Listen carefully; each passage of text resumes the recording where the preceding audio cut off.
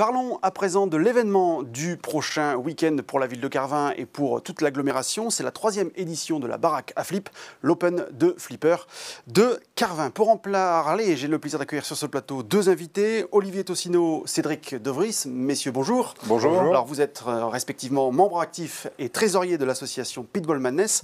Merci d'avoir répondu à notre invitation. C'est vous donc qui organisez cet événement Flipper pour la région. On va d'abord parler de votre association, Cédric. Comment est née cette association et qui l'a créée ? Alors, c'est une association qui est née en 2015 à l'occasion de la première baraque à flip, justement. Elle a été créée principalement pour pouvoir promouvoir le flipper au travers cette première date événementielle parce qu'il n'y avait rien dans la région.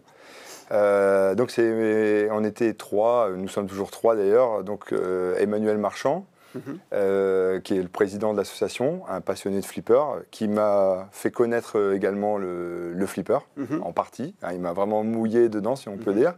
Et Vincent Breno, donc secrétaire de l'association, qui est aussi un passionné. Donc voilà. Et moi-même trésorier pour recréer cette belle association. Oui. Olivier, vous avez donc rejoint dernièrement l'équipe. Qu'est-ce qui vous a amené vers eux? Votre passion du flipper, elle date de quand? Écoutez, le flipper m'a toujours passionné. C'est un jeu extraordinaire, en fait, depuis tout petit.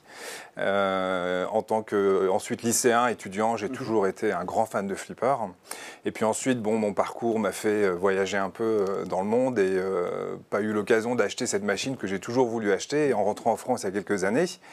Donc j'ai acheté mon premier flipper et puis j'avais été à la baraque à flip, donc les deux premières éditions, donc en 2015 et 2016.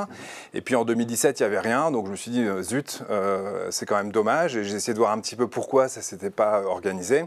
Et je me suis rendu compte qu'une des raisons, c'était le fait qu'il y ait peu de gens qui soient actifs dans l'organisation de l'événement. Et donc, par rapport à ça, j'ai contacté l'association et je leur ai proposé de leur filer un coup de main sur l'organisation de la baraque à flip. C'est-à-dire que la baraque à flip, c'est aussi une plateforme qui permet de ramener donc, des gens qui sont des vendeurs de flippers, des vendeurs de pièces détachées de flippers ou des gens qui promeuvent le flipper en général. D'accord. Voilà. On viendra tout à l'heure sur la 3e édition.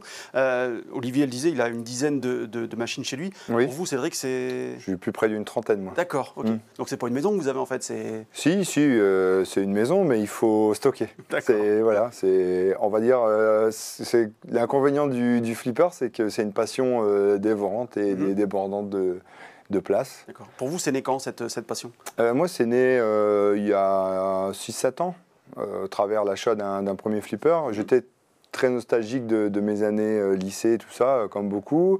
J'avais une petite appréhension parce que c'était l'électronique et il fallait pouvoir y mettre les mains et réparer.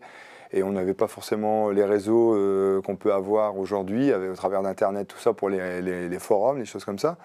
Donc j'ai commencé par un billard, un baby, puis j'en suis venu à acheter le premier flipper. Et comme disait Olivier, une fois qu'on en a un... C'est exponentiel.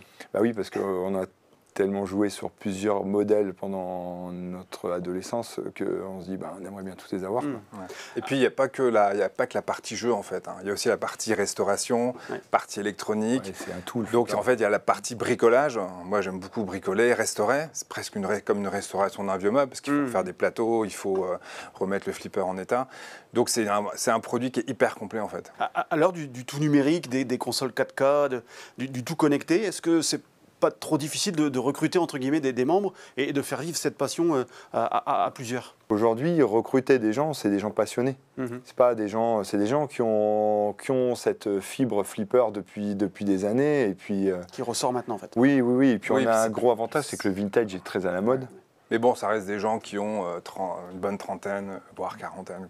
Les jeunes aujourd'hui, ils sont un peu intrigués, mais voilà. Alors pour les amoureux de vintage et puis tous les jeunes qui voudraient découvrir le flipper, il y a donc cette baraque à flip, 3e édition, vous l'avez dit, 2015, 2016 et puis 2018. Qu'est-ce que vous allez nous proposer ce week-end? Alors, ce qu'on va proposer ce week-end, beaucoup de choses en fait. Déjà, on a beaucoup de machines, beaucoup de flippers. Voilà. On a à peu près, on doit être à peu près arrivé à 80 machines. D'accord.